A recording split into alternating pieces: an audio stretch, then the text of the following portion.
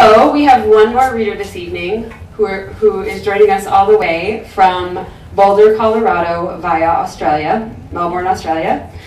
Lisa Birman, who was at one time my boss. Yeah. Oh, she was really harsh. She's the author of For That Return Passage of Valentine for the United States of America, co-editor of the anthology Civil Disobediences, Poetics and Politics in Action, and has published several chapbooks of poetry, including deportation poems. Her work has appeared in Revolver, Flora Journal, Mill Poetry, Trick House, and many other. Lisa served as the director of the summer writing program at Naropa University's Jack Kerouac School of Disembodied Poetics for 12 years. How to Walk Away is her first novel. She'll be reading to us tonight from How to Walk Away, and she does have the novel on sale for... Oh, money. For money. She'll give it to you. She'll give it to you for several hugs or $12. Please help me to welcome the amazing Lisa Birman.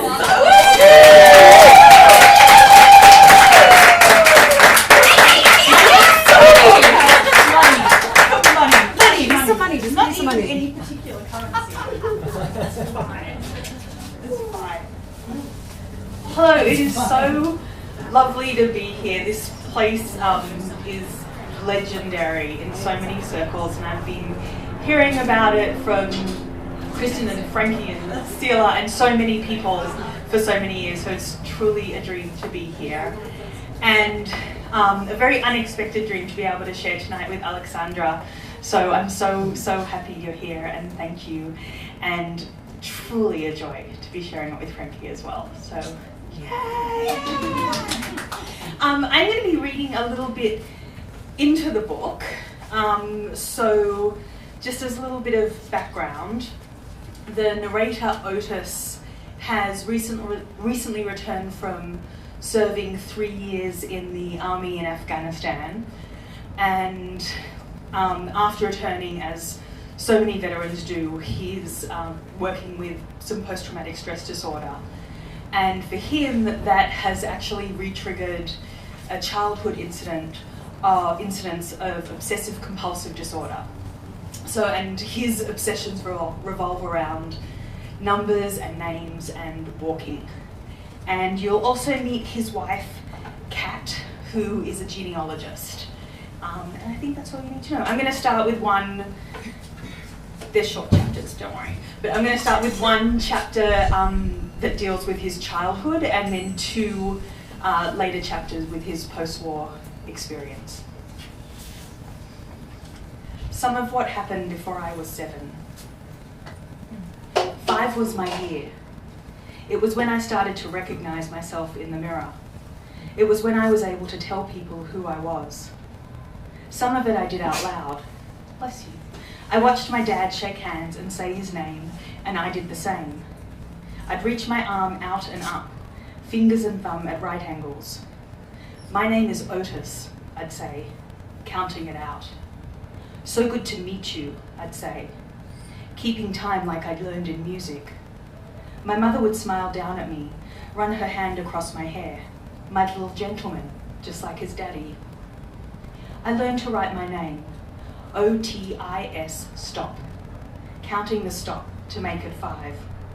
Mrs. Brown called it a period, but period is too many sounds. It was a stop, and I always wrote the stop, even when I had to use it in a sentence and there wasn't meant to be a stop. Mrs. Brown would tell me every time. She'd write in green pencil on my paper. Sometimes she'd draw a circle around the stop and try to pick it up and move it somewhere else. But it was a part of my name. I told her it was the same as the other letters. She said it wasn't exactly the same. Okay, but it goes there, with the other letters. And she let me be. I arranged things in pods of 5. They didn't have to be the same, they just had to belong together. It was possible to do this without people noticing. It wasn't a secret, but it wasn't anything I needed to talk about. It was just for me, to make things mine. I was 5, and there were 5 places I could sit in my room. I was 5, and there were 5 books I liked to hear at bedtime. 5 chews for a bite, 5 sips for a drink, 5 fingers on the door when it opens and 5 fingers when it closes. I tried to brush my teeth in 5 strokes, but my mother wouldn't have it. I tried 5 strokes per tooth, and it took a long time, but it worked. She'd tell me to hurry, but she didn't tell me to stop. I knew how things worked at home. I knew how they worked at school. I knew the way to the park and all the signs and how to match my feet to the concrete blocks. Everything divided out over time, and it made me safe. It made me a little gentleman, just like my daddy. The summer I turned 6, we went to the lake. The 3 of us, but also the dog and also the lake, so that made 5. On my birthday, my dad made blueberry pancakes for breakfast. I ate the first pancake in 5 bites, and then I remembered I was 6. I ate the next pancake in 6 bites, but it didn't feel right. The last bite wasn't cooked right, it didn't taste the same. I told them I was going to eat 6 pancakes because I was 6. My dad said that was a lot of pancakes, but I sure could try if I wanted. He made them a little smaller, and I polished off 3 more pancakes and limped through the 4th. I did each one in 6 bites, and each time my jaw stiffened on that final piece. Then there were words. Everything was a 5-beat bar. Everything counted out before I made the words out loud, and now I had to add a beat. Everything ended on an afterthought. I found myself finished and unfinished, adding a so at the end of each sentence. My name is Otis, so glad to meet you, so. My name troubled me. I put a stop before the O, but it didn't look right. I tried a second stop after the first. It didn't look right either. One day my teacher wrote her name on the board and she underlined it, and there it was, the 6. So that was my name now, O-T-I-S, stop, underline. And it worked, but it wasn't the same as O-T-I-S, stop. The underline wasn't the same as the stop. It didn't feel like it was really mine, really necessary. It took a long time to brush my teeth now. I would watch the water in the sink and think about the lake. My mother would tell me to hurry. She'd turn the water off so we didn't waste so much, but I'd have her catch some first, make a little lake in her hand, or a little lake in the sink, and it would remind me to make the 6th stroke, to keep up with myself, to stay on track. The biggest problem was walking. There were still 5 beats in my head and 5 steps to each piece of concrete, and so I would stumble on the 6, on every 6, like a visible hiccup, that gap between who I was and who I was now, that failing bridge. It was the walking that made them notice, even more than the so, that I nearly fell at every 6th step, that I could not find my rhythm, could not make a new song. I was so much my own when I was 5, and some of me stayed there, some of me stays there still. Because each of them has a name and each of them matters. I start with a new letter each day, working through the alphabet, walking it out. I remember the name of each person I meet. I notice streets that are named for people. At night I research, practice pronunciation, variation. I try to remember them while I walk, picturing their faces, finding their eyes. I know it isn't good for me. I recognize the patterns, the repetitions, but this is where I live now. This is where I live for all of us. Dania, Danny, David, Davida, Danul, Delilah. Every month I loop back around. Elijah, Elias, Emad, Ezekiel. Starting again. Farud, Fatish, Fatima. Always trying for one more than last time. Always counting out the syllables, the vowels and consonants. I told Kat about their faces, how I tried to find their names when I got back to the base, and I tried again when I got back home. I thought maybe she'd be able to help. You can make a map out of anything, I said. She put her hand on my cheek, and I knew she'd find them if she could. "Where were you?" she asked, which we knew she shouldn't, and we knew I shouldn't answer. I went down to the basement and got the hand-drawn map out of my duffel, already marked with coordinates and dates. I brought it back upstairs and laid it out across her desk. "I drew this the night of the explosion. I put it in one of your envelopes to keep it safe. They would have court-martialed me if they found it. It's the only time I did anything like that. I'm not one for breaking rules." I didn't ask again for 2 weeks. She'd see me watching and she'd smile and look back down at her work, my map pinned up on her board amongst all the other families. I'd see her at her desk in the morning and I'd head out the door, thinking maybe if I came across the name, she'd come across the name, and then we'd know. Most maps depend on magic. Most maps break across a border. And then I came home from a walk and the map wasn't on the wall anymore. It was folded up on her desk, like she was done. "I don't know what the next step is," she told me, and I wondered what she knew, where she'd been. "We're looking for 4 people, but we don't know that it's only 4, even 4, or any other thing about them," she said. Is there anything else? It doesn't matter if you think it's important." I pretended to think, to not be disappointed. "Maybe the door was red," I told her, but everything was red, which made the door feel less than accurate. "Anything else?"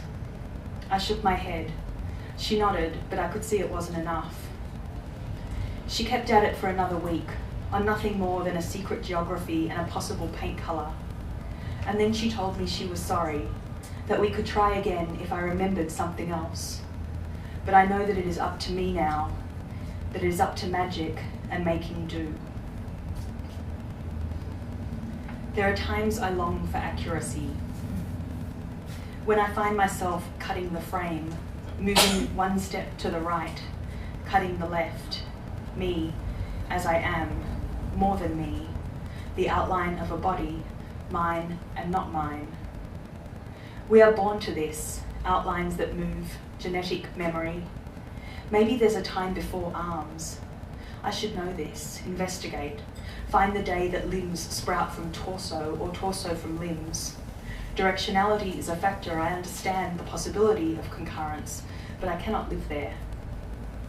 Sometimes I find myself in a place and do not know my path, could not tell you the direction of my travels. But clearly I am in the there of here and there, the second place that is also the first. There will be a departure, even if I spend every moment in stillness. That is the way of trajectories. And so I travel, pause, count out the necessary steps. Travel, pause, lose my way. There is a shapeliness I cannot name. I know the taste of it, how my tongue traces the back of my teeth and my feet follow. If every step I ever took was placed end to end, I do not know. It is no doubt more than average. It is at least a nameable country. It is at least Afghanistan laid flat. I should calculate the size of my foot, my average stride. I should make it particular, my country, my measurements, my map across the world. Numbers remind me of the dangers of personhood. I keep myself to myself, promise myself a stopping point, a place of destination. Even unmapped, it still exists, as true as any known thing, like something you imagined before the finding, independent, yours and not yours, made and not made. I walk for the sake of stopping. I walk to make myself more human, to remove myself, to find myself. I walk because I have a body, because my legs remain, because they are mine and I do not doubt them. I walk for Mike and the guy next to him. I walk for her, for the young mother and her 3 children whose names I do not know and won't, whose house was not a weapons facility, who had a pot of rice on the stove, who I imagine moving across a dirt floor, who I hope was somehow touching at that final moment. I picture her standing at the stove, salting the rice, the youngest one at her feet, maybe crying, clutching at her mother's leg, wanting up. I imagine the other girl behind her, playing with her hair, playing mummy, imagining her own stove, her own lost baby pulling at her skirts. I walk for the grandmother. I walk for the aunt. I walk for the boy just in from the field, the boy with arms full of vegetables for his sisters, arms full of promises he made his father, and how everything spills out in that single moment. I walk for the moment he falls to the ground. Given the ability to walk, I walk. Given that I cannot trade my legs, my lungs, my years for theirs. I walk in remembrance. I walk to find their names. Each day I move through the alphabet, move through every name I know and every name I conjure, knowing that I cannot know. Investigation fails me, and so I walk, knowing that I might never get there. I owe them that, and me, and every future person. I owe us that. Repentance, memoriam, not a writing of paths, but a continuance, a persistence. To carry the weight and keep walking, because I miss the time before this, the man before this. It's not that I'm trying to find him or think that finding him would bring me back. It's not that he's a better man than me, just that he saw things and I saw things, and there are intersections only we can find. Everyone lost themselves. Everyone found some other way of breathing that they did not know was possible or necessary. Everyone had the gasp between, dead and not dead, you and me, actual loss, the names we know and the names we don't, faces we try to remember and faces we cannot forget. There is so much room. I walk through it, trace it with my throat, the open space where they live now, where I keep them with me, not safe but hallowed, a named loss. And so I walk. I pack myself inside my body, fit myself inside myself, make myself accurate, make myself remember. Thank you.